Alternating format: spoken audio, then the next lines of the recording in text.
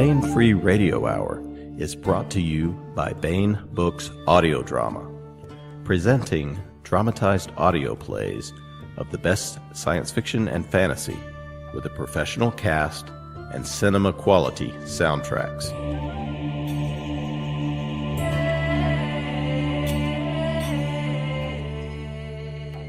Now available, Eric Flint's Islands, based on the novella by Eric Flint.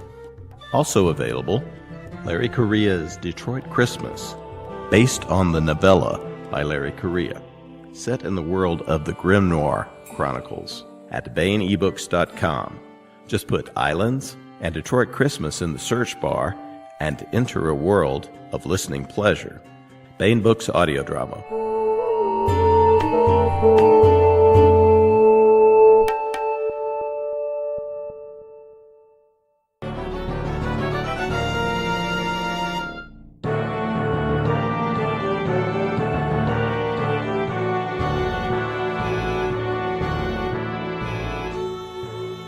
The Baen Free Radio Hour.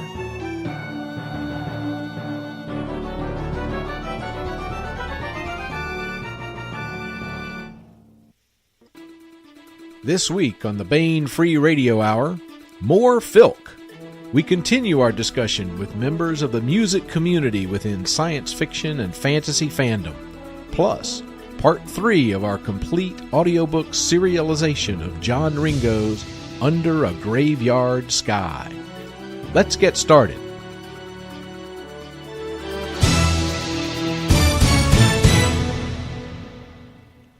Welcome to the Baen Free Radio Hour podcast. Glad you're here with us. I'm contributing editor Gray Reinhardt, once again sitting in for Baen editor Tony Daniel. In this podcast, we feature part 2 of our roundtable discussion with several science fiction and fantasy musicians in the Filk community. Perry Bruns, Blind Lemming Chiffon, Sally and Barry Childs Helton, Lizzie Crow and Eric Coleman, and Tom Smith. And we also continue with our complete audiobook serialization of John Ringo's Under a Graveyard Sky, as read by Tristan Morris. But first,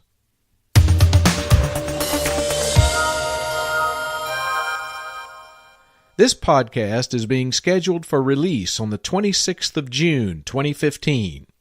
What was going on this week in history?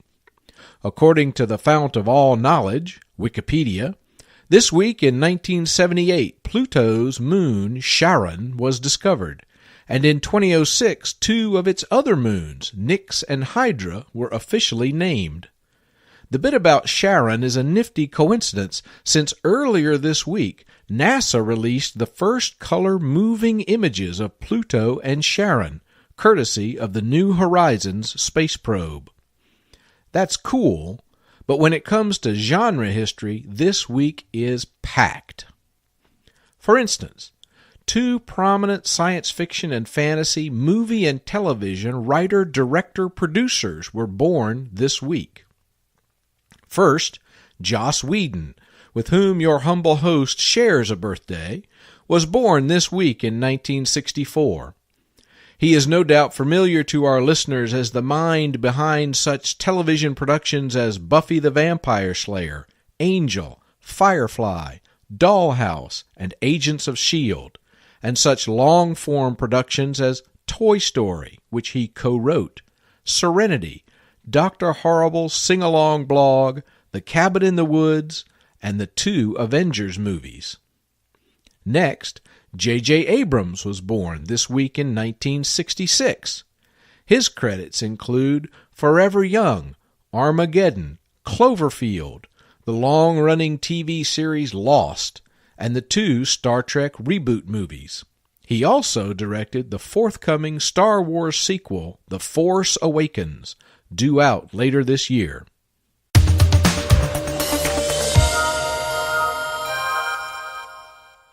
Several important science fiction and fantasy authors were born this week in history as well. In 1903, for example, the dystopian author Eric Arthur Blair was born. You probably know his pen name better, George Orwell, whose novel 1984, published in 1949, was a landmark in terms of dystopian fiction. In fact, in the real year 1984, his novel was honored, along with Ray Bradbury's Fahrenheit 451, as a Prometheus Award Hall of Fame inductee. And in 2011, he was again a Prometheus Award Hall of Fame recipient for his 1945 novella, Animal Farm. This week in 1915, English astronomer Fred Hoyle was born. His best-known scientific accomplishment was developing the theory of stellar nucleosynthesis, but he also wrote science fiction, beginning with the novel The Black Cloud in 1957. He wrote a number of novels with his son, Geoffrey Hoyle. An American author known more for historical fiction than science fiction, Michael Sciarra, was born this week in 1928, and I certainly hope I pronounced his name correctly. He published over 24 science fiction stories, including All the Way Back, which was part of the 2005 Baen Books anthology, The World Turned Upside Down, edited by Eric Flint, Jim Baen, and David Drake. Sciarra's most famous work, The Killer Angels, about the Battle of Gettysburg, won the 1975 Pulitzer Prize for fiction. This week in 1941, British science fiction author James P. Hogan was born. According to Wikipedia, he wrote his 1977 novel, Inherit the Stars, to win an office bet. It was his first novel, and in your host's opinion, it was fantastic. In 1979, Hogan was a finalist for the Campbell Award for Best New Writer, and he won 2 Prometheus Awards, in 1983 for Voyage from Yesteryear, and in 1993 for The Multiplex Man. In 1997, he won the Southern Fandom Confederation's Phoenix Award, a Lifetime Achievement Award for a science fiction professional for contributions to Southern fandom. This year, Baen is offering 2 omnibus collections of James P. Hogan novels. Cyber Rogues, which came out in April and contains the novels The Two Faces of Tomorrow and Real Time Interrupt, and Prisoners of Tomorrow, which is coming out next month and includes New York Times bestseller Endgame Enigma and the Prometheus Award winner Voyage from Yesteryear. This week in 1947, one of the most celebrated science fiction authors was born, multiple award winner Octavia E. Butler. She won her first Hugo Award for Best Short Story in 1984 for Speech Sounds, and in 1985 her novelette Blood Child won the Hugo Award, the Nebula Award, the Locus Award, and the Science Fiction Chronicle Reader Award. She won a second Science Fiction Chronicle Award for Best Novelette in 1988 for The Evening and the Morning and the Night. Her novel, The Parable of the Talents, won the Nebula Award in 2000. In 2005, she was inducted into Chicago State University's International Black Writers Hall of Fame, and in 2010, she was inducted into the Science Fiction Hall of Fame. In 2012, the Science Fiction and Fantasy Writers of America honored her with the Solstice Award, reserved for individuals who had a significant impact on the science fiction or fantasy landscape. Finally, an author well known to Baen readers, and who has also contributed to this week's discussion topic, was born this week in 1950, fantasy author Mercedes Lackey. A prolific author, she has written over 100 novels, including the 1990 Lambda Award winner Magic's Price, and the 1991 winner of the Science Fiction Book Club's Book of the Year, The Elven Baen. She has also won 5 Pegasus Awards for excellence in filking, including the 1988 Pegasus Award for Best Writer-Composer, and been nominated for 6 more, many through collaboration with Leslie Fish. Baen has published a number of titles by Mercedes Lackey, most recently the 2014 novel Collision, Book 4 of the Secret World Chronicle, written with Veronica Giguere, whose name I hope I pronounced correctly, Cody Martin, and Dennis Lee. She also has a story in the By Tooth and Claw anthology that came out earlier this year. And once again, speaking of Baen books, we'd like to let you know about a couple of our July 2015 releases. In hardcover, we'll be releasing 1636, The Cardinal Virtues, by Eric Flint and Walter H. Hunt. This is the 19th book in the Ring of Fire series, which includes multiple New York Times bestsellers. In this novel, the cardinal of the title is France's infamous Cardinal Richelieu, who is determined to keep his grip on power no matter what history says.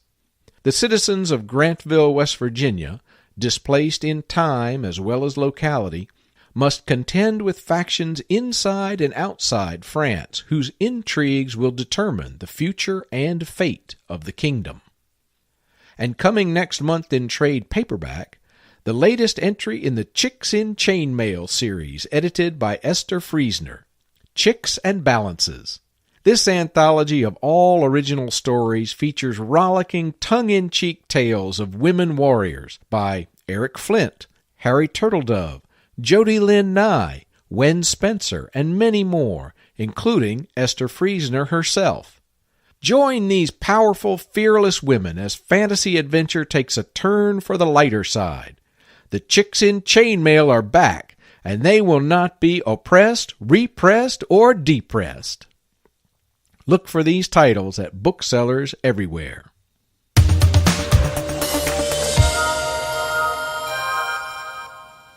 We continue now our roundtable discussion with several science fiction and fantasy musicians in the Filk community. Perry Bruns, Blind Lemming Chiffon, Sally and Barry Childs Helton, Lizzie Crow and Eric Coleman, and Tom Smith.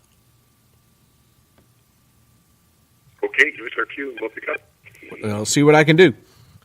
I get the impression that more people are doing original tunes today than in the early days, and some of you talked about that and how traditional tunes were used and parodies were written, and Tom, you mentioned how parodies are now being written to more modern tunes.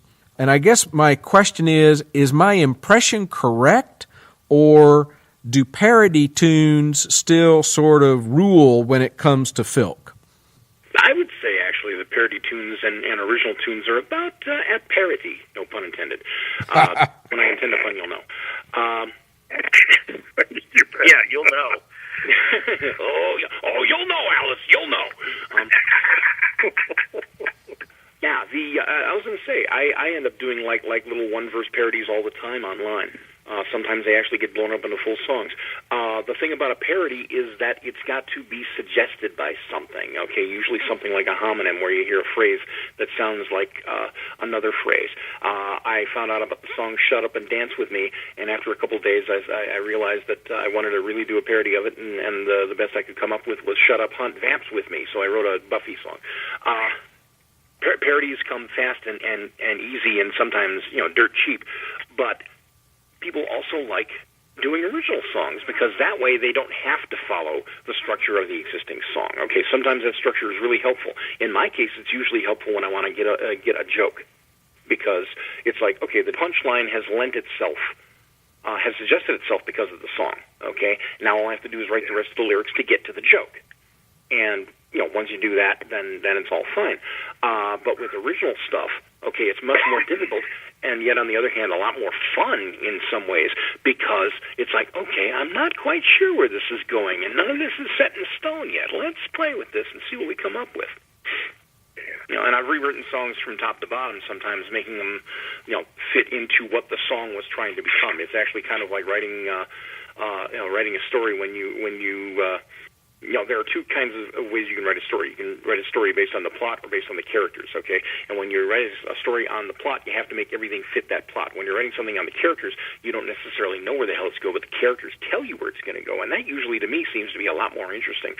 And songwriting is a lot the same way. It's like, where are we going and how do we get there? And sometimes I've changed the destination because it's not what the song was fighting me trying to get to where I originally had in mind, but where it turned out came out even better. If possible, I'd like to rope Perry back into this because he reported that he's written about 5 times more parodies than he has original songs. So, Perry, what is your take on the mix of parodies and originals and the differences in writing the two? Well, I think if you take an aggregate of what Tom was saying, if you take an aggregate of all the filters out there, I think he's absolutely right that it's almost a 50-50 mix right now. I do about 5 times as many parodies as originals just because I got into music from the lyrical side. And I started out, as Tom mentioned, with Tom Lehrer, although I started out with a guy named Dick Bennick playing Dr. Paul Bearer on Channel 44's Creature Feature on Saturday afternoons. Lip-syncing Poisoning Pigeons in the Park and the Masochism Tango for little kids. And here, if I may break in just for a second, this is Tom, pointing out that the way the Filk process works, okay, the way the parody process works, this guy's Dr. Paul Bearer, I'm thinking, oh, my Undertaker! Yeah, try singing Poisoning in the Pigeons in the Park with that voice. Oh, God. But yeah, it's absolutely a stream of consciousness, divergence, digressions. But then from there, my grandmother, long rest her soul, introduced me to Mad Magazine. And Mad Magazine had a lot of song parodies. That's where I got Maybe Sung to the Tune Of for the first time. And then, of course, Weird Al came after that in the early 80s. And I developed a healthy respect for good parody where the song had to be about something. It couldn't just be, I can make it go to the... There had to be some strong element of common knowledge, of common thought, common feeling that made the song work. Or for me, it wasn't funny. And most of my parodies are comedy. I'd say about 99.999%. I got into original songs about 2004, 2005. Someone dared me to write a Calypso song. And I wrote this song called Hole in Space about a freighter. The idea being that not every ship out there was a glamorous battle cruiser. That sometimes you just had these rusty hunks of junk that carted cargo from one place to another.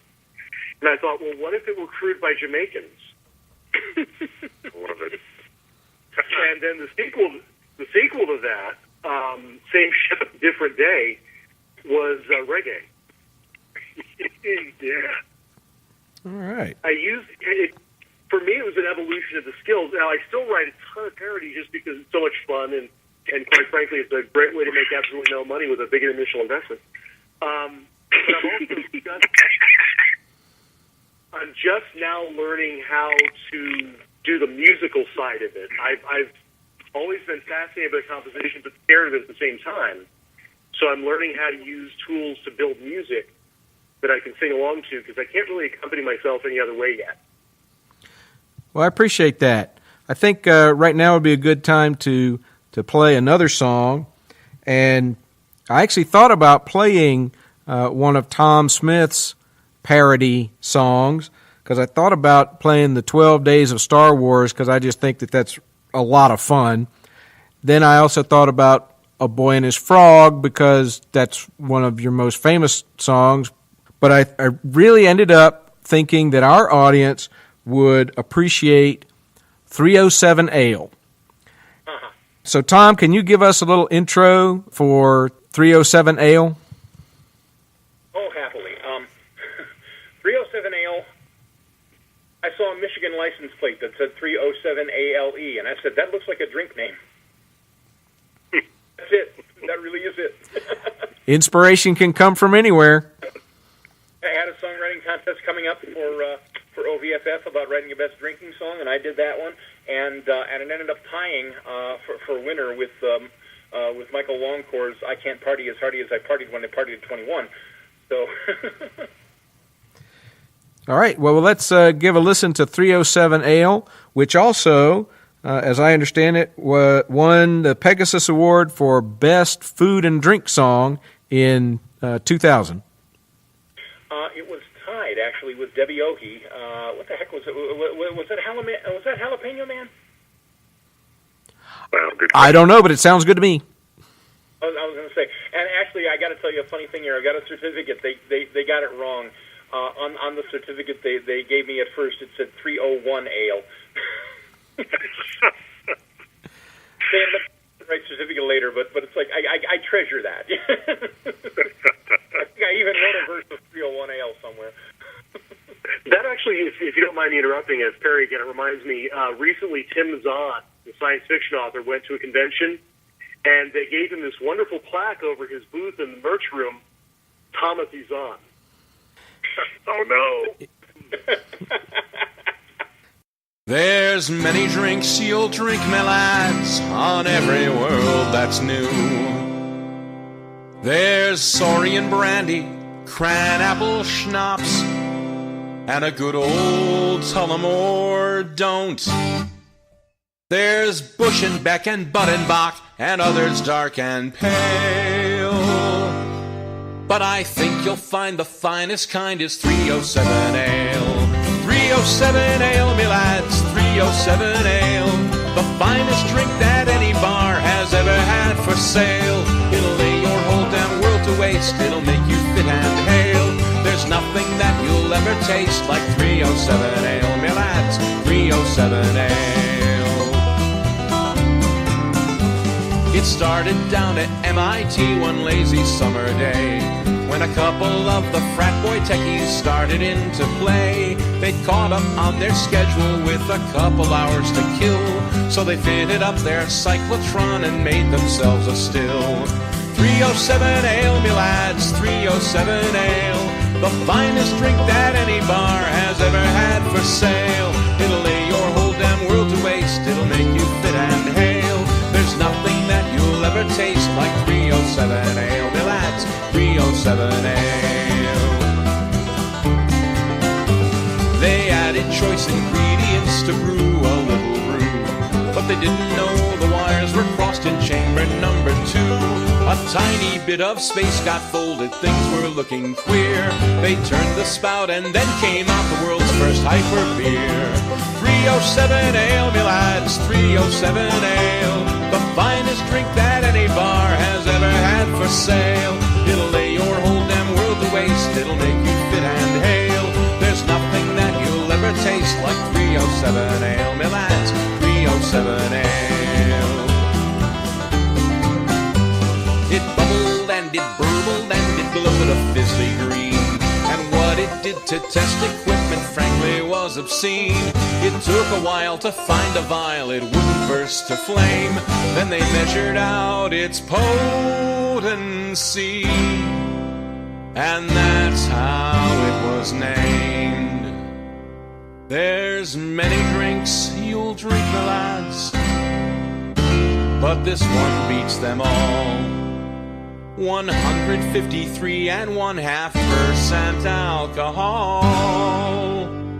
A beer brewed in a tesseract, it'll shoot you through the roof. And if you don't believe me, I've got lots and lots of proof. 307 Ale, me lads, 307 Ale, the finest drink that any bar has ever had for sale. It'll lay your whole damn world to waste, it'll make you fit and hale. It sticks to your mouth like library paste with a stronger kick than toxic waste. Nothing that you'll never taste like 307 Ale.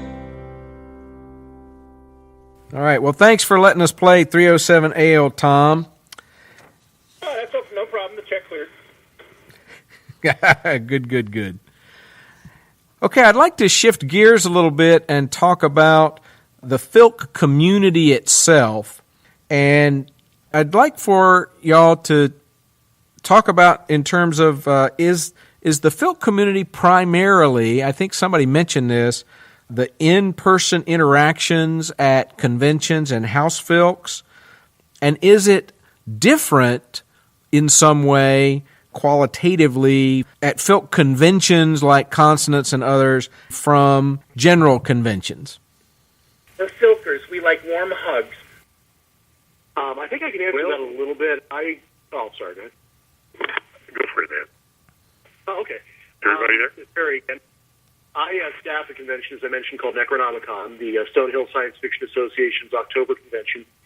And we do have a Filk room. We have it within Filk usually once on Saturdays, and then Friday, Saturday, and then the Dead Dog Filk on Sunday. And I do find that while we are a multi-fandom convention, which is very unusual in Florida, in that we serve role-playing games, anime, science fiction, horror, authors, TV, movies, and everything else, it has been a struggle to keep Filk going down here, despite the fact that one of the secret mistresses of fandom who runs Stonehill is also a Filker, the aforementioned Ann Morris. It just seems like it's very hard to get people in the room and keep them in without chains, and they've told me I can't do that anymore. Okay, I'd like to speak to that for a moment, if I may. This is Barry. Cool. We've noticed a kind of a current that moves back and forth between ebb and flow in terms of the position of Filk and as a social event and as an event programming at conventions. Mm-hmm. Quite aside from the Filk conventions themselves, general science fiction conventions have a kind of niche that either expands or contracts, depending on what seems to be the dominant aspect of science fiction and fantasy that particular year. I've been to conventions that have had pretty good Filk tracks for several years running, and then suddenly it's all gaming, and then suddenly it's all movies, and then suddenly everybody is dressing up like the current summer blockbuster. So there's a lot of ferment in this culture, but I think that the element of needing to have an arena for your personal creativity and a need to have that heard and reinforced and shared, and also to give yourself a chance to hear what other people are doing and to support them for doing it. This is an essential underlying social dynamic that I hope will never quite be lost, but there's always this tension between Filk as a social activity that reinforces group dynamics and Filk as the taproot of what started as a cottage industry of tapes and then later on CDs, and essentially introduced an element of music consuming into that scene. So we became kind of a tiny pseudopod of the entertainment industry. And that has been ongoing for years. Go ahead. I was going to say, this is Tom again, if I may. Now, it's been said by a number of people that Filk is not very welcoming. Okay, and we think we're incredibly welcoming. Okay, and that's part of the dynamic with the rest of science fiction as well. A lot of people, I think we're not very welcoming because we all know each other so very well that we're like family. And people go, well, how can we get into that? I'm actually been trying to figure it out the last few years because we are very tight-knit. And, we try to let everybody in there. One of the things about Filk that I've sussed over the years is that there's a lot of fan expression. There's fan art. There's fan writing. There's fan sculpture. There's cosplay. There's all the rest of that stuff, okay? Cosplay is actually, in a lot of ways, the same boat that we are in, okay? If you have written fanfic, you can put it out there to be read. If you have done fan art, you can put it out there to be seen. Cosplay, somebody's got to wear it. And Filk, someone's got to perform it. And a lot of people, just general people, okay, this has nothing to do with fandom, it's a human thing. A lot of people have performance anxiety, a lot of people don't think they have a good voice, a lot of people don't have musical skills, and they don't feel comfortable singing a cappella because they just think they're not very good. And they've gotten to the point where they feel comfortable enough to at least attempt to share their dreams in public with people who might understand, and they've never got the performance skills to get to that because they spent too much effort just getting up the courage And I think that's a lot of why we are so welcoming as a community. And I wish it were better known. And I've been trying to make it better known. We all have been for years. And it's an interesting dynamic because you can go into a game room and join a game. It's not that tough. You can go into the art show and go ooh ah. But if you go to the Filk room and you don't feel comfortable, we're not sure how to make you comfortable. We try. Well, as Eric here, as I said earlier, I was that guy. It was really hard for me to feel like I was a part of this at first because what I was doing was a little different, was a lot different in some ways, and I'm that kind of archetype of the shy performer, in that you put me in a crowd and I'll get big and loud. You put me face to face, and I'm like, nothing you're doing. But the Filk Circle, to a certain generation, is very familiar. It's the old folk thing. It's a bunch of people getting together on Saturday night with their instruments, and some of the people are really, really good at what they do, and some of the people really, really aren't. And they're all on an equal footing. And that's it. Is that the people who don't feel that they have the skills, part of it is letting them know, yeah, that's fine. Come out and make noise anyway, and you'll get applauded, and you'll get hugs for it. Yeah, exactly. Exactly. Because it seems to me that one doorway into that is to make the distinction between being a beginner and being bad at something. Yeah. People often mistake themselves for being bad at something, when actually they're just beginning, and they just get better as they go along. They just need the chance. All you need is a lot of practice, and you get that practice, and you cannot help but improve. It's There true. you go. Actually, one of the things that Mark Bernstein up in Michigan brought forth at a convention where Eric and I were is, if you are the person who feels like, I want to share, I want to do this, I don't know how, grab one of us. We are known as the Obnoxious Squad. We will gladly part the way for you into circles to make sure you can be heard. Grab someone and say, hey, I'd love to do this. What do I do? People who are familiar will, take you around the shoulder and say, okay, let's do this thing. And giving that person that immediate person-to-person support is also a really good gateway for making it easier for someone to step in and say, I've got something. A lot of times, I think all of us have gotten into the habit over the years of scanning the Filk room to see if there's somebody who's being overlooked in the back, and then we can point to them and go, filter up, and let them play through. You haven't gone yet. I want to hear you sing. And most people will then step up to that and go, okay. Well, speaking of hearing somebody sing, why don't we take this opportunity to hear a song from Lizzie and Eric. In this case, they sent us their 2014 Best Filk Song, Pegasus Award winner, Snow White Red Road. So, guys, how did this song come about? That's your answer, love. I'm done. I had an interesting dream one night where I was looking onto the scene of Snow White, ragged cape. She had thorny bits in her hair. She was holding the red apple. She looked at me in the dream and crooked a finger. At which point I woke up and said, Pence, now! And, started in on this idea of, Snow White not being quite the nice girl. And then I went back to the original stories surrounding the folklore of Snow White, and I realized, wow, the queen did want her dead and didn't have much to do with her face either. And so the song kind of sprang out of that. As I recall, the problem with the writing of that song actually was that you didn't have any paper at bedside, so you wrote it on Eric's back.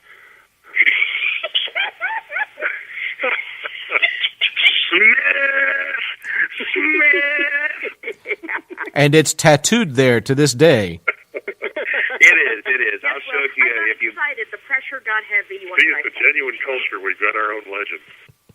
And if we don't have one handy, we'll make them up. $5. All right, well, let's give it a listen. Photocopying his back, though.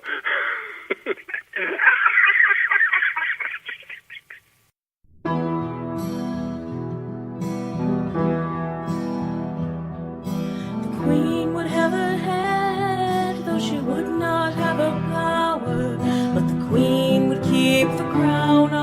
same. Child lighting candles with a touch and a thought, followed when the winds called her name.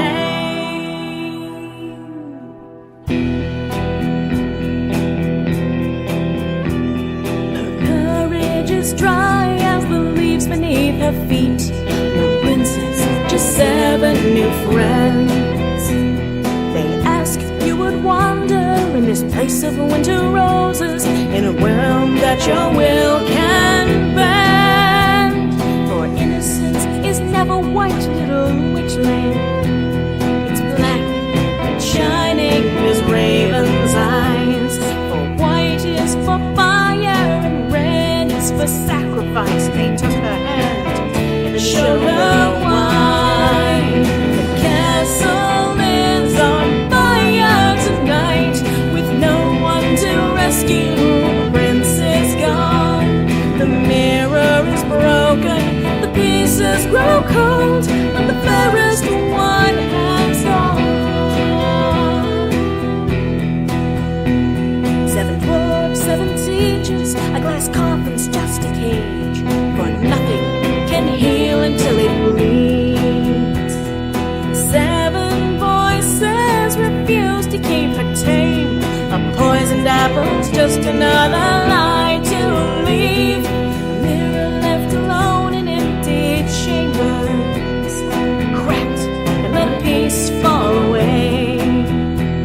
She keeps the shards safe and tucked away beside her nightshade, as a legacy that nothing stays the same. The castle is on fire tonight, with no one to rescue. The prince is gone, the mirror is broken, the pieces grow cold, but the fairest one has gone. Can I be a princess when she's living? Can I be a queen when she's dead? And in between she's just a girl.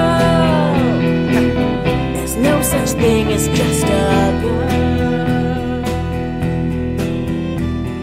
The castle walls have crumbled, but the garden still lives, and sunset is her favorite harvest time. She tends to the lily and the rose and the bittersweet, but smiles as the belladonna shines. Blackthorn wand in her hand and a wolf's bane in her hair, but magic is the only love she knows. A pretty poison's all her own, and in her wake a rusty throne. The queen is dead, long live the snow. The castle is on fire tonight, with no one to rescue. The prince is gone, the mirror is broken, the pieces grow cold, but the fairest one has gone.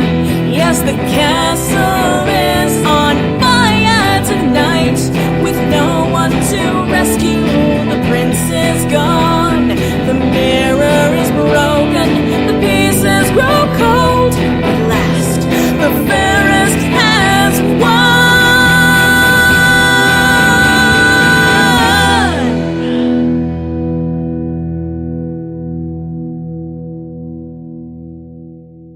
Okay, thanks, guys. I appreciate you letting us play that song as part of the podcast.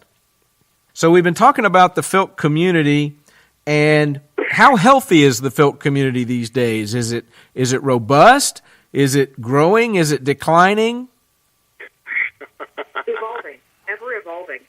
It continues to be, the mirror of the people who are in it, and the people come in, the people go out. You have a much younger generation of songwriters that are coming in and bringing, as Tom and Barry both said, the genres of popular music into Filk. And so it's really a reflection of who we are as a group. And it just continues to change, and it's fun to watch. Well, I'd Eric like here. to ask a question. Oh, yeah. Go ahead, Eric.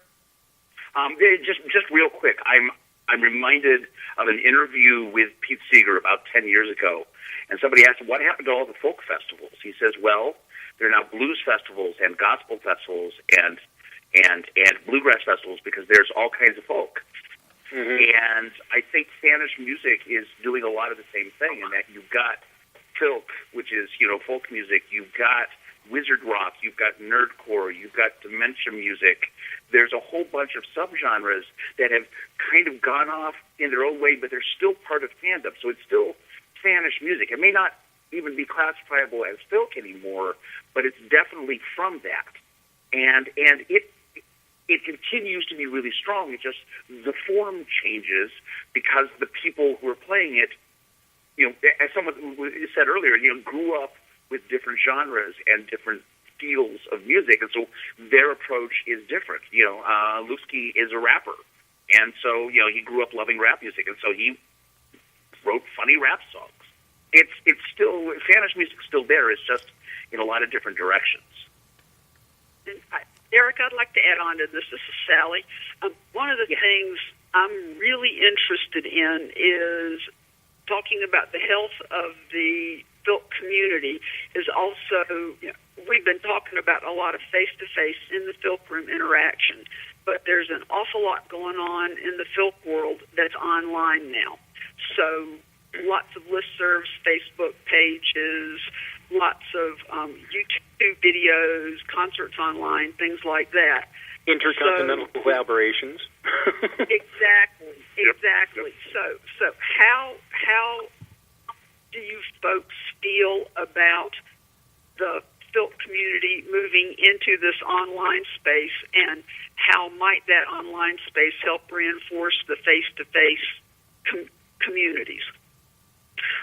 Eric here. We live in a little bit of a kind of a splendid isolation in that we're in central Iowa, and there's a small filk community here based around fandom, but there's not really any other people who play out the way we do and go to the conventions the way that we do. There are people who go to the local cons. There's a really good Ren Fair band who play around the area but never get out of really central Iowa and the immediate area. And so being online and being on Bandcamp is a wonderful way for people to hear your music. And YouTube, we've got live videos and everything else. It has really made it easy for us to get our stuff out there, but then also to go and see our friends play who we don't get to see very often, because it's more and more, it's just all out there, and it's all available as long as you want it to be. And a lot of, we are nerds, and so we go, technology. We love technology. We want to use technology. Concert window. Yeah, we're going to do one later in the year. We just haven't had time to do it yet. I've seen some dear friends of mine out on the West Coast who I never get to see. It's like, okay, they're going to be online here in 15 minutes, so let's everybody get on the couch, let's pull up the laptop and sit and watch a concert. It's a marvelous thing. It's a marvelous thing. So I think another. Yeah. I wanted to add one more thing, if I might. This is Barry. The musical instruments are kind of circling back around and picking up on older styles and reintroducing them in new garb.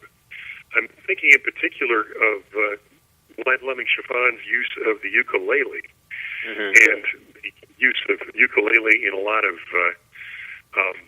conventions that I've seen that encourages people to branch out and pick up this instrument and do things with it that some of us have just not seen out there in years. And when it comes back in this shape, it is so much refreshed and reinvigorated. Blind Lemming, how did you get started on putting the ukulele in the filk room? Well, that's the only one with the ukulele. There's a huge ukulele movement that, to me, it's a very parallel thing to filk in my life, in that there are gatherings and there are people communicating online, and I have a lot of ukulele Facebook friends. It's very much a community in the same way that filk is a community. Well, that actually, if I could interject, since we're talking to Blind Lemming with respect to his introduction of the ukulele and popularizing it within the Filk community. This is a good time to hear the song that he contributed to the podcast.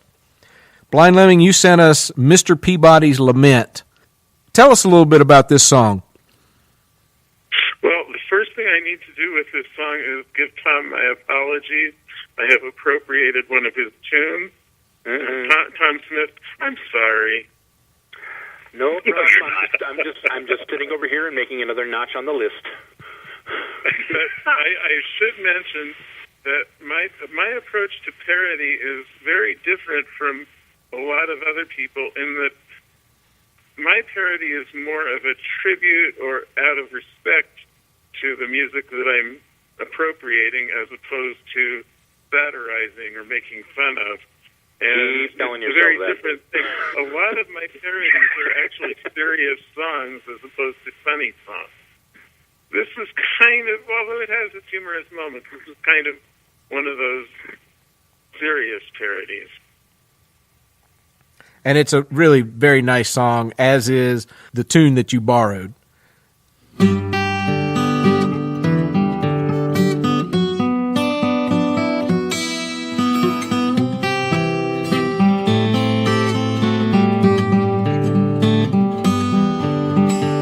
I'm just a dog, so they tell me.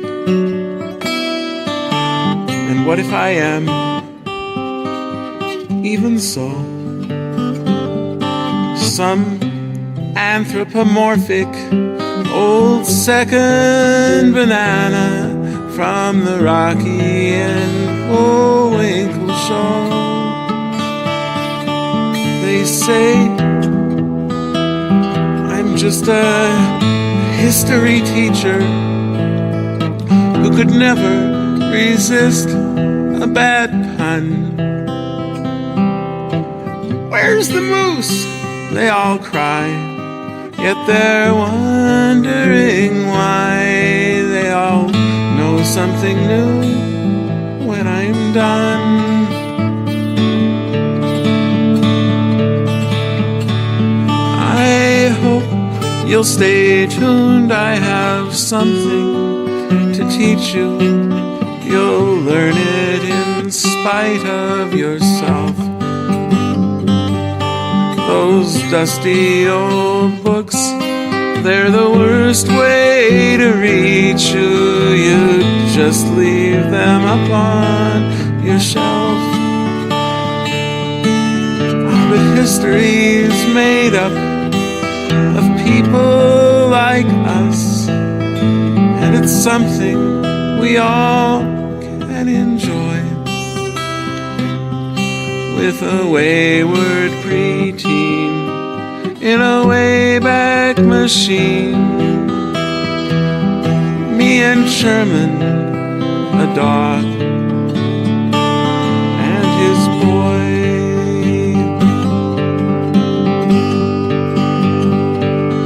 Now the wayback machine has been broken for decades, out rusting in somebody's barn. I'm surprised no one's tried yet to sell it on eBay. If they do, the thing's broken, be warned.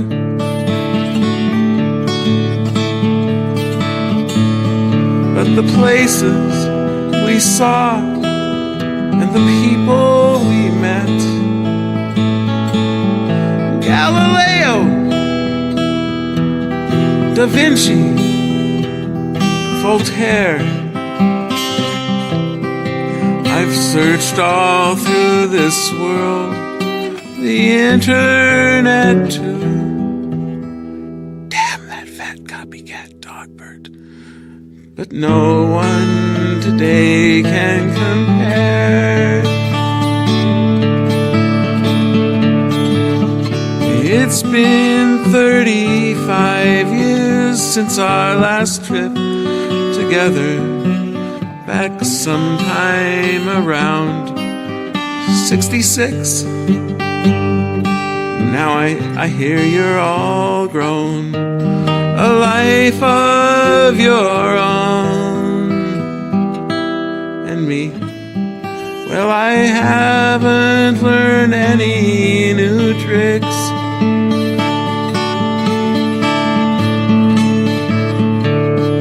But you see, I'm a dream, and dreams live forever, not like a cartoon or a toy. The things that we did, I miss you, kid. Me and Sherman, a dog and his boy.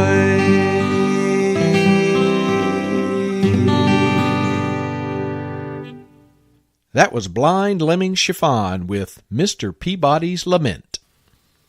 To wrap up our discussion, I would like to remind our listeners that the Pegasus Awards for Excellence in Filking are in the nomination phase, and to invite each of you to say whether were you or any of your songs mentioned in the brainstorming phase for this year's Pegasus Awards. Well, I can go first on that. This is Blind Lemming here. I was mentioned, and one of my songs was mentioned, and I do not expect to be nominated.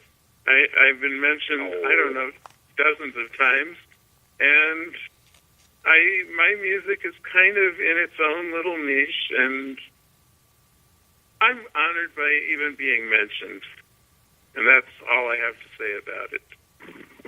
You deserve more recognition than that, my friend. Here. Absolutely. Thank you. Eric here. We got mentioned for one of our songs for Best Song, and for songwriter as both a band and Lizzie and I separately, which kind of boggles my mind. Yay! And considering the sheer volume of songwriters that are out there, I'm conjuring a snowball and Mephistopheles. Friends call me good miser. Whatever I touch starts to melt in my clutch. I'm too much. Sorry. You're not sorry. You're not sorry at all. I'm not sorry at all.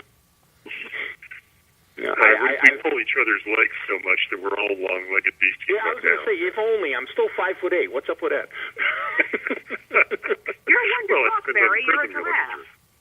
Well, yeah, but, it's all done with mirrors. You know that.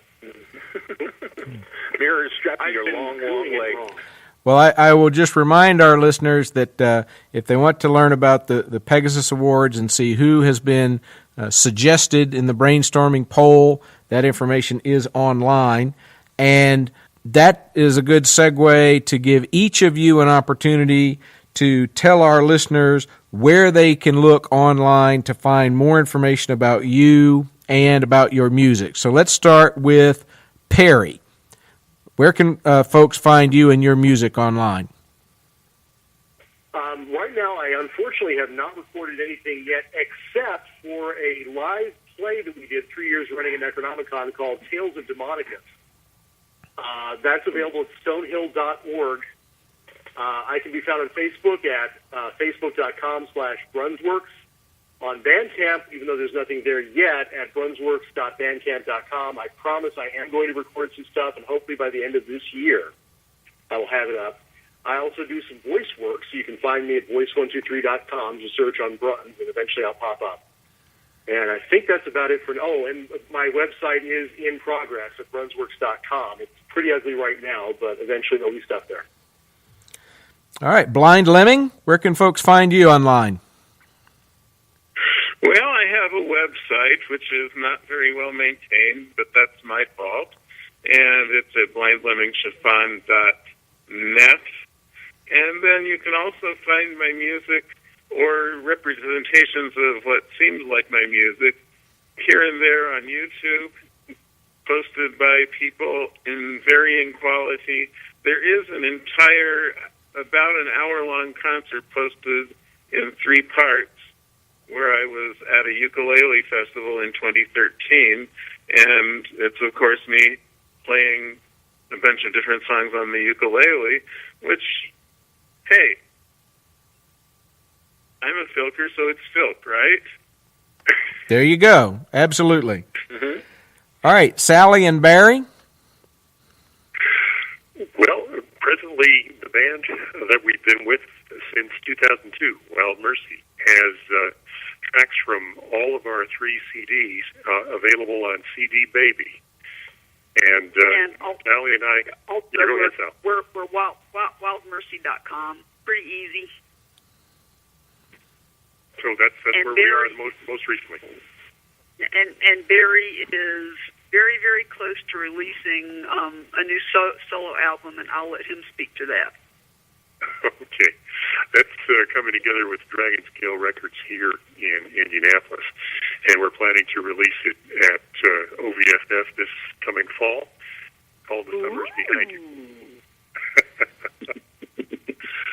All right, very nice. Playing songs from it in conjunction this summer, so all of this stuff just keeps going. All right. Lizzie and Eric? My solo stuff, which I don't really do anymore, but a lot of people probably do it, can be found at ericcoleman.bandcamp.com as free downloads for all 4 of my records. Just like to get that out there. My old band, Toy Boat, is toyboatband.com. Go buy their stuff. They've got a CD. And Lizzie, our stuff.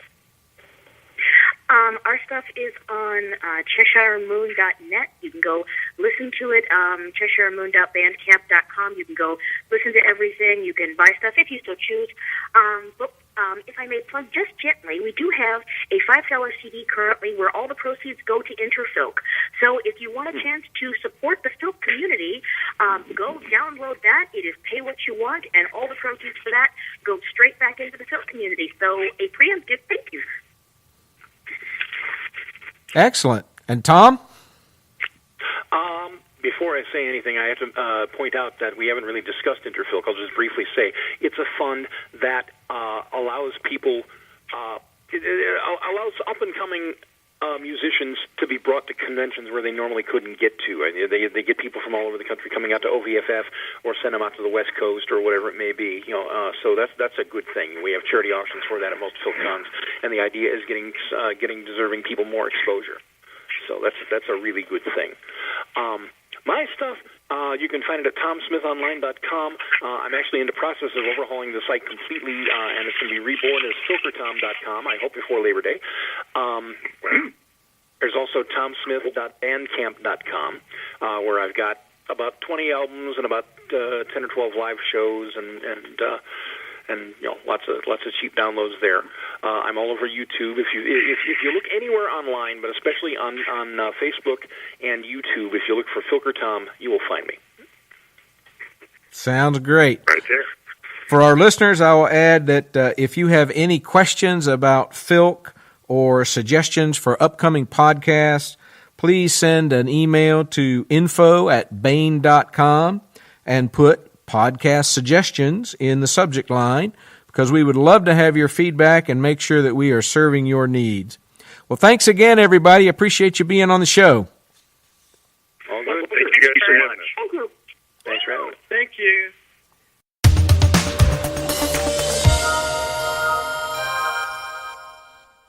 And now here is part 3 of the complete audiobook serialization of John Ringo's Under a Graveyard Sky, as read by Tristan Morris. This portion of Under a Graveyard Sky is provided, as always, by Audible.com. Get the complete audiobook at Audible.com. And if you're not already an Audible subscriber, you can get the entire audiobook free when you try Audible free for 30 days. Under a Graveyard Sky is the first volume of the Black Tide Rising series by John Ringo. When an airborne zombie plague is released, bringing civilization to a grinding halt, the Smith family, Stephen, Stacy, Sophia, and Faith, take to the high seas to avoid the chaos. But even the wide-open spaces of the Atlantic Ocean don't provide a safe haven from the anarchy of infected humanity. It is up to the Smiths, and a small band of Marines to somehow create a refuge in a world of darkness and terror. With every continent a holocaust and every ship an abattoir, they must fight to survive under a graveyard sky. Here is Tristan Morris with Part 3 of the complete audiobook serialization of John Ringo's Under a Graveyard Sky.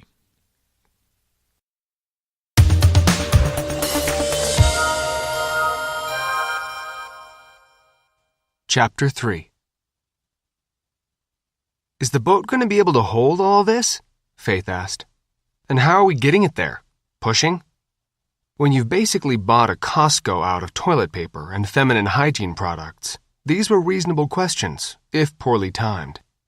We can strap some to the roof of the Nissan, Stacy said, looking around the pile of toilet paper on the pallet. She certainly couldn't see over it. They'd gotten some very odd looks, but no serious questions. Stocking up for hurricane season was the simplest answer, and it wasn't like anyone in Williamsburg knew who they were. She grimaced in annoyance when her phone rang, but it was Tom's burn phone number. Tom? Stacy said. Hang on a second. We're walking across the parking lot. Roger, Tom asked. What's your status? Nominal so far, Stacy said, keying open the doors. Inside for the check, girls. Public places are to be avoided, Tom pointed out. Toilet paper is a right, not a privilege, Stacy said, getting in the car and putting the phone on speaker. Okay, we're all in. Go. Everybody there? Tom asked over the speakerphone. Stave's negotiating the boat, Stacy said. Go. Tom covered the highlights, such as they were, of Dr. Curry's analysis. Naked zombies? Faith said. Gross.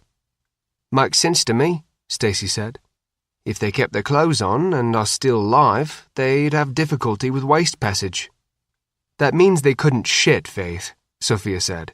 I know what it means, Faith said. Yuck again. Short time here, Tom said seriously. End of the world stuff. Sorry, Uncle Tom, Sophia said, just as seriously. We're just having a hard time. Go, Tom, Stacy said. Increasing incoherency to an essentially animal state. In that state, hyperaggression. May be just the cases so far identified, but aggression seems to be increased. Very bitey, from the reports from the West Coast, which also spreads because of the blood pathogen effect. At least one cop who dealt with a case is infected. 6 confirmed cases on the East Coast, 4 in Asia, confirmed. CDC has decided to go public at noon. News media is already asking questions. They're looking at a vaccine. Go. Any pre-symptoms notable other than flu-like? Sophia asked. Nothing particular, Tom said. Not until second stage. May not be blood pathogen until then. General flu prevention procedures, which is what the powers that be are going to be calling for. Swine flu again, but this is already spread, probably worldwide, and spreading fast. Stand by. Pasteur confirms cases in England and France.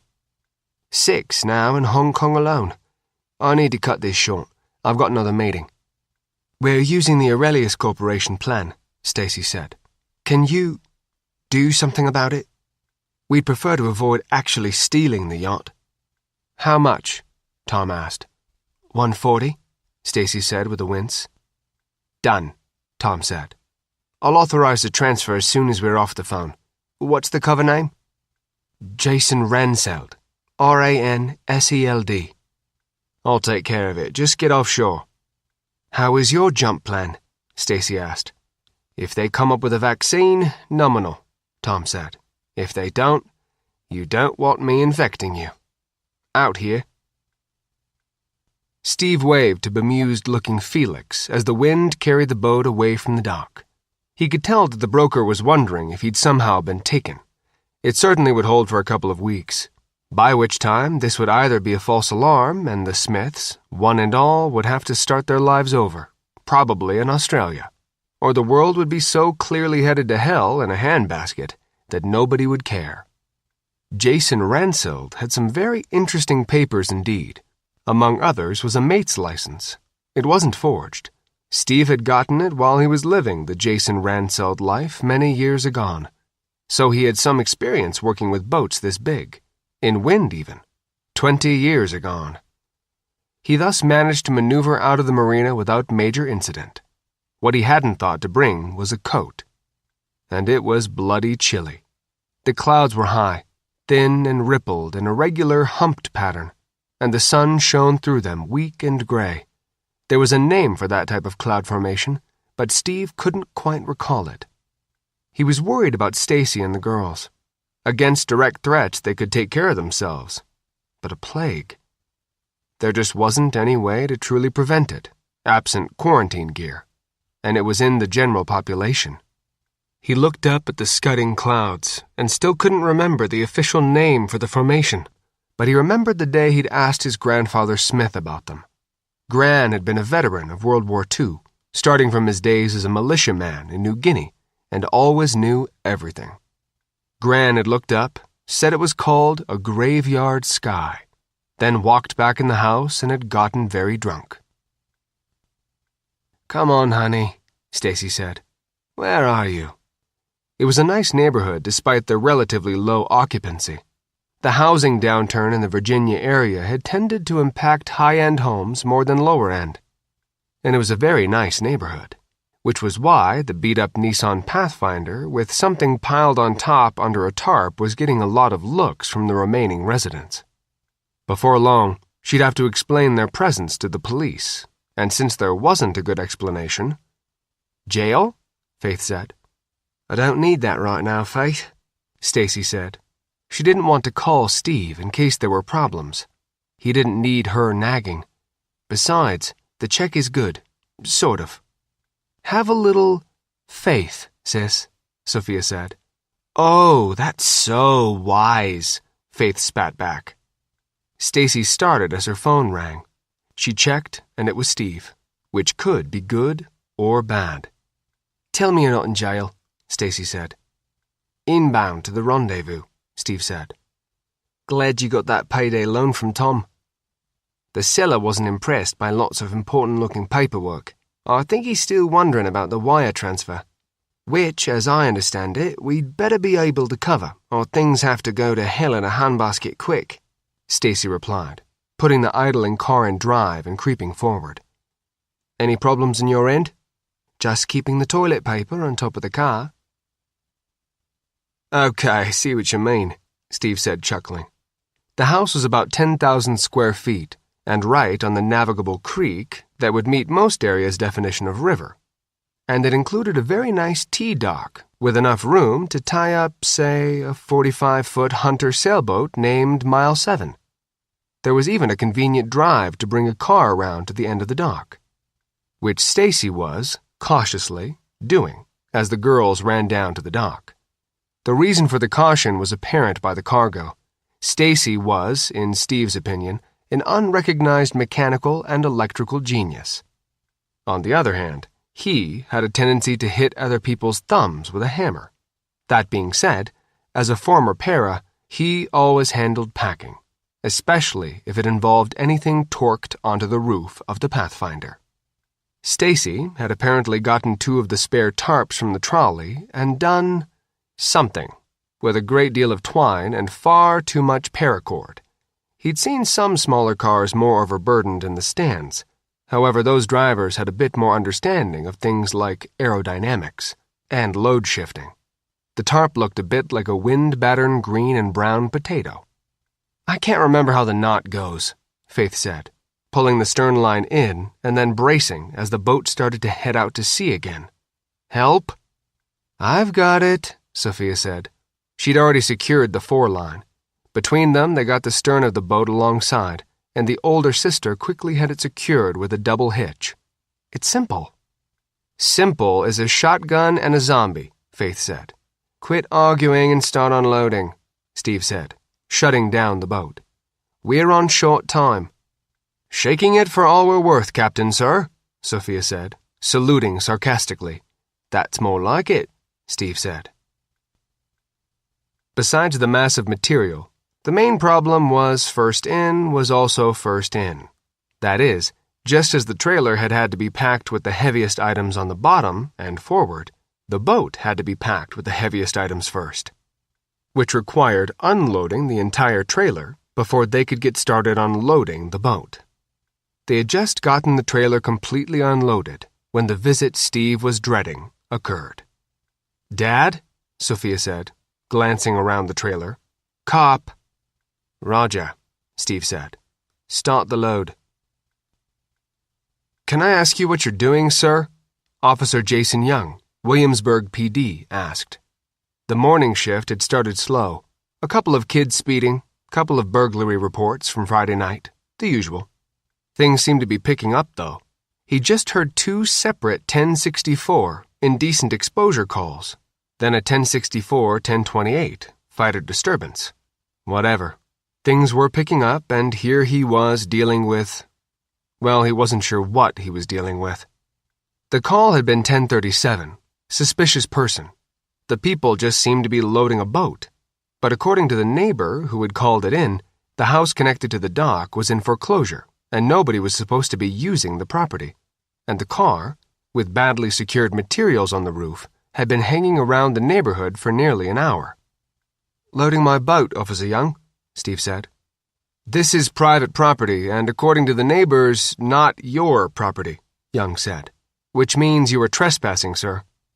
"A valid position, Officer Young," Steve said. "The dock was convenient, and the property is clearly not being used. It was, at best, a minor transgression, and will be gone within the hour." "Mind if I see some ID, sir?" Young asked. "You're not American. Irish?" "Australian," Steve said, pulling out his driver's license and trying not to wince. Americans could never sort out Commonwealth accents. "And I'm a naturalized American citizen, not a resident. I have a passport, American as well." "Says here you live in Warrentown," Young said, which matched the plates on the Nissan. "Yes, officer," Steve said politely. "The address is correct." "Mind if I see your registration and proof of insurance?" Young asked. "Of course," Steve said, turning around. "Before you open the car," Young said, "are there any weapons in the vehicle?" "Ah," Steve said, turning back to face the officer. "I was wondering when we'd get to that part. Yes, as a matter of fact. They are all locked in cases in the rear. My wife and I also have CCLs, but we are not at this point carrying." "Okay," Young said, his brow furrowing. "All?" "There are quite a few," Steve said. "Would you like to see? They're rather buried still. We were loading from the trolley first."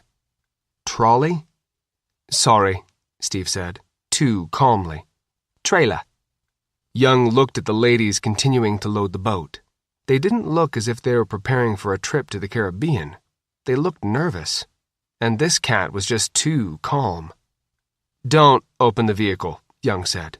"Please do not approach the vehicle. I need to talk to the ladies." Steve started to open his mouth to ask why, then just nodded. "As you prefer, officer." "Officer, sorry about this," Stacy said as the cop walked over. "I know we're sort of trespassing, but the house is empty. It looks like it's in foreclosure. And it was so convenient to load. I'm really sorry, but we won't be long." She didn't do bimbo well, but she was going to give it her best shot. "There are marinas for that sort of thing, ma'am," the officer said. "Everything else okay?" "Yes?" she asked, looking past the cop to Steve and trying to catch a clue. "What do you mean?" "Are you under any form of duress?" the officer asked. "I mean, is this your idea? Are you okay, ma'am?" "I'm fine," Stacy said, frowning. "We're fine. We just want to get loaded and off to sea." "And you are married to Mr.—" "Sorry, what was the name again?" he asked, glancing at Steve's license. "Oh," Stacy said, laughing. "You mean Stephen John Smith, my husband of 17 years? Would you like to meet our 2 children, Sophia Lynn and Faith Marie? Yes, he's my husband, these are our children, and we're all real people." "May I see some identification, ma'am?" the officer asked. "It's in my purse in the car." "Which I'd like to hold off opening until I've examined the weapons inside," the officer said. "You're in for a treat, then," Faith said, stopping. "What's this about?" Just keep loading, Faith, Stacy said. What? Faith said. While you and Da stand around talking to the cop? Just keep loading, Faith, Stacy said evenly. What's the rush? The officer said. Trying to make the tide, officer, Stacy said. She knew immediately she'd said something wrong. The outgoing tide? The officer asked, suspiciously. Any cop on the coast knows the tides, and the tide was currently inbound and would be for 12 hours. Can I see the registration for the boat, please, ma'am? I'll have to ask Steve where it's at, Stacy said. I'd appreciate it if you'd stop loading until I can get this cleared up, ma'am, the officer said. Of course, officer, if you insist, Stacy said, trying not to curse. Okay, Faith, Soph, you can knock off. About time for a break, Faith said. Problems, officer? Steve asked as Young walked back to him. I'm trying to figure that out, Young said. There's enough material here for an army. You've certainly got enough guns for one. You're trespassing on private property, and you're in a hurry. And not, as your wife said, to make the tide. On the other hand, you don't look like a drug gang, and the material doesn't look stolen. Nothing adds up. Call me suspicious. The dock is convenient to load on, Steve said. Much more than a marina. How long have you had the boat? Young asked. Just bought it, Steve said. This morning. Wire transfer from my brother's corporation. Okay, Mr. Smith, Young said angrily. Cut the crap. What the hell is going on? Really? Mind if I pull out my cell? Steve said carefully. Why? I'd like to check the time, Steve said. Or you can give it to me. Why? Young asked. I need to know what time it is, Steve said calmly. Young stepped back and carefully, keeping half an eye on the man and group of women, checked his watch. 11:47, Young said. Long day, Steve said ruefully. I hadn't realized it was that early. Can I wait 13 minutes to answer that question? What happens at noon? Young asked, his eyes narrowing. An announcement, Steve said. Probably a carefully worded one, which will not give you enough information to protect yourself or your fellow officers. If we can continue loading until noon, and there is such an announcement, I can then give you more information. Information which may keep you alive, but I'm constrained not to until then. I will give you one piece of information. If you find yourself, sometime in the next few days, dealing with an incoherent naked person who is acting in a violent manner, my suggestion is to shoot him or her dead if necessary and avoid the blood splatter. That way, you'll be placed on administrative leave pending the shoot investigation, and that will significantly increase your chances of survival. Young stopped and thought about that. Guns, supplies, sailboat, in a hurry. You're joking, Young said. That's impossible. Noon, Steve said. At least I was told there'd be an initial announcement at noon. Young's radio beeped urgently, and he held it up to his ear. 1027, 1027, multiple hostile, 3. There was a series of shots, then the call cut off. 1027, 413, Elm Shore Road. 1027, 413, Elm Shore Road. Break. 1027, 7276 Watterson Avenue. 1027. You need to go, Officer Young, Steve said. Do not let them bite you under any circumstance. The blood pathogen is particularly potent. You have got to be kidding me, Young said. Officer's in trouble, Steve said, thumbing at the cop's car. And good luck.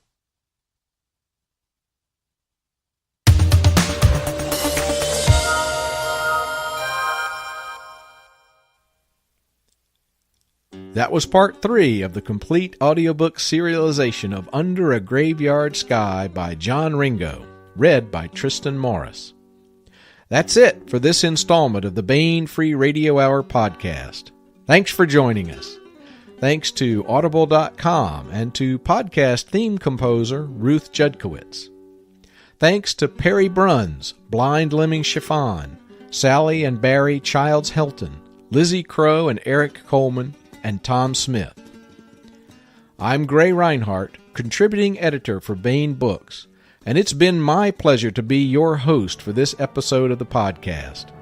Please join us next time for the Baen Free Radio Hour, where the heart of science fiction and fantasy beats strong.